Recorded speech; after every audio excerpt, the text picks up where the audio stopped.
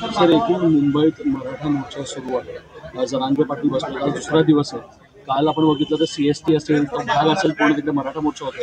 काय कसं काय बघताय अशा गोष्टी? मराठा मोर्चा आणि ओबीसी असा एकत्रित वाद सुरू झालेला आहे. पुन्हा जातीपातीचं राजकारण या ठिकाणी. मला असं वाटतं या सगळ्या गोष्टींची उत्तर तुम्हाला एकनाथ शिंदेच देऊ शकतो, मी नाही देऊ शकत. ते जेव्हा येतील तेव्हा त्यांना विचारा.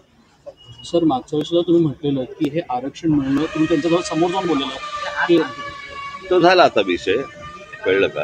त्या सगळ्या गोष्टी सगळ्यांना माहिती आहेत काय आहेत त्या. मला असं वाटतं याच्यावरचं उत्तर तुम्हाला जे मिळेल ते एकनाथ शिंदेच देऊ शकतो.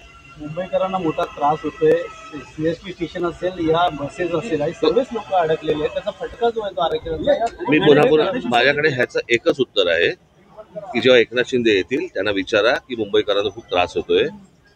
तर ते मागच्याला गेले होते ना तिकडे, बरोबर की नाही? नवी मुंबईला जाऊन त्यांनी प्रश्न सोडवला होता ना, मग हे परत का आलेत? या सगळ्या गोष्टींची प्रश्नांची उत्तर तुम्हाला एकनाथ शिंदेला विचारा. निवडणुका म्हटल्या तर अनेक पक्ष आपल्या तयारीला लागतो, मात्र यश पाहिजे असं या ठिकाणी. राज ठाकरे मराठा आंदोलनाबाबत जर तुम्हाला उत्तर एकनाथ शिंदे देतील किंवा जरांगे का परत आले एकनाथ शिंदे, म्हणून मी तेच उत्तर देतो की त्यांना पूर्ण माहिती त्यांनी घेतली पाहिजे होती की हे जे 10% आरक्षण, खरं म्हणजे आरक्षण कुणामुळे गेलं त्यांना त्यांनी विचारायला पाहिजे होते प्रश्न. कसे फेल झालात तुम्ही?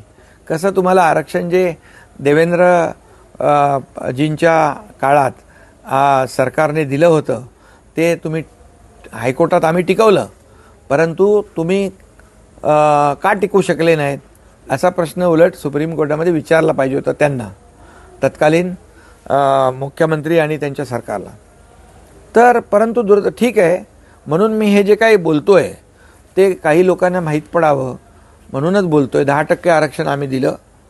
कुणबी प्रमाणपत्र जस्टिस शिंदे कमिटी गठीत करून अनेक त्याच्यामध्ये पुरावे शोधून कुणबी नोंदी शोधल्या 1967 पूर्वीच्या, आणि त्यांना कुणबी प्रमाणपत्र मोठ्या प्रमाणावर मिळाली.